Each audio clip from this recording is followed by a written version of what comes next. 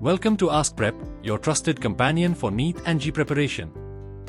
Today we will study about a very important topic of physics, which is Coulomb's law and electric fields.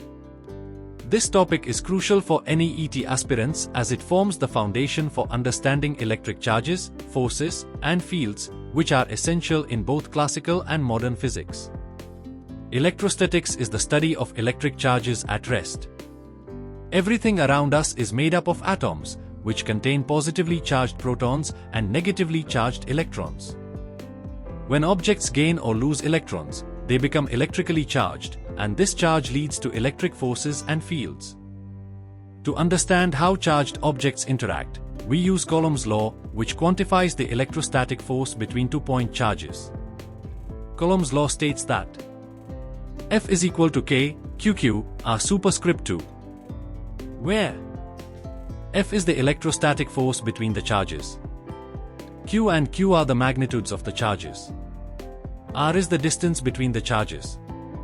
K is Coulomb's constant, approximately 9 times 10 and point m superscript 2 c superscript 2 in vacuum. This equation tells us that the electrostatic force is directly proportional to the product of the charges and inversely proportional to the square of the distance between them. If the charges are of the same sign, they repel each other, while opposite charges attract each other. This behavior is similar to gravitational force but is significantly stronger in magnitude. One important aspect of Coulomb's law is its vector nature. The force acts along the line joining the two charges. If there are multiple charges, we use the principle of superposition, which states that the net force on a charge is the vector sum of all individual forces exerted by other charges. Imagine two small charged objects placed in empty space. If they both have the same type of charge, say positive-positive or negative-negative, they push away from each other. But if one is positive and the other is negative, they attract. This simple observation forms the basis of Coulomb's law, which quantifies this force. The force depends on the magnitude of the charges and the distance between them. The farther apart they are, the weaker the force, the closer they are, the stronger the force. This idea helps in understanding how charged particles influence each other, whether at an atomic level or in large-scale electrical systems. Now, let's talk about electric fields. Just like the Earth has a gravitational field that influences everything around it, a charged particle creates an electric field that affects other charges in its vicinity. This field extends outward in space, and any other charge placed in this field experiences a force. The strength of this force depends on the intensity of the electric field and the charge placed in it. The concept of electric fields is crucial in understanding how forces act at a distance without direct contact. To visualize an electric field, imagine the Sun and the planets. The Sun's gravitational influence extends across the solar system, affecting planets without physical contact. Similarly, a charged object influences other charges around it through its electric field. The direction of this field depends on whether the charge is positive or negative. A positive charge creates an outward field, meaning it pushes away other positive charges and attracts negative charges. A negative charge, on the other hand, creates an inward field, pulling positive charges toward it. One of the most fascinating aspects of electric fields is how they shape the behavior of charges in different scenarios. In a charged conductor, for example, free electrons move in response to the electric field, redistributing themselves until equilibrium is achieved.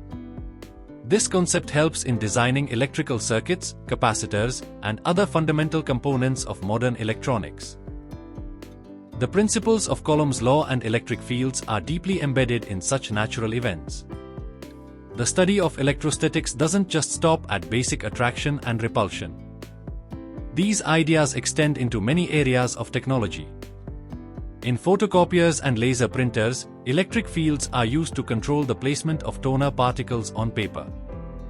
In air purifiers, charged plates attract dust particles, effectively removing them from the air. Even in medical applications, electrostatic forces are used in devices like electrocardiograms to detect electrical activity in the human body. Electric field lines help visualize electric fields. These lines start from positive charges and end at negative charges. The density of field lines represents the field strength. Closer lines indicate a stronger field, while widely spaced lines indicate a weaker field. A uniform electric field is created between two parallel plates with opposite charges. The field strength in this case is given by E is equal to Vd, where V is the potential difference between the plates and D is the separation between them. Another important concept is electric dipoles, which consist of two equal and opposite charges separated by a distance d. The electric dipole moment is defined as P is equal to Qd, where P is the dipole moment, Q is the charge, and D is the distance between the charges. In an external electric field, a dipole experiences a torque, which tends to align it with the field direction. This is important in understanding molecular behavior in chemistry and biology. One of the key applications of Coulomb's law and electric fields is in capacitors, which store electric charge and energy in electric fields. Capacitors are widely used in electronic circuits, medical devices, and even camera flashes. In real-life applications, Coulomb's law and electric fields play a crucial role in electrostatic precipitators, which remove pollutants from industrial emissions; photocopiers and laser printers, where electrostatic forces guide ink particles; lightning and thunderstorms, where charge accumulation leads to massive electric fields.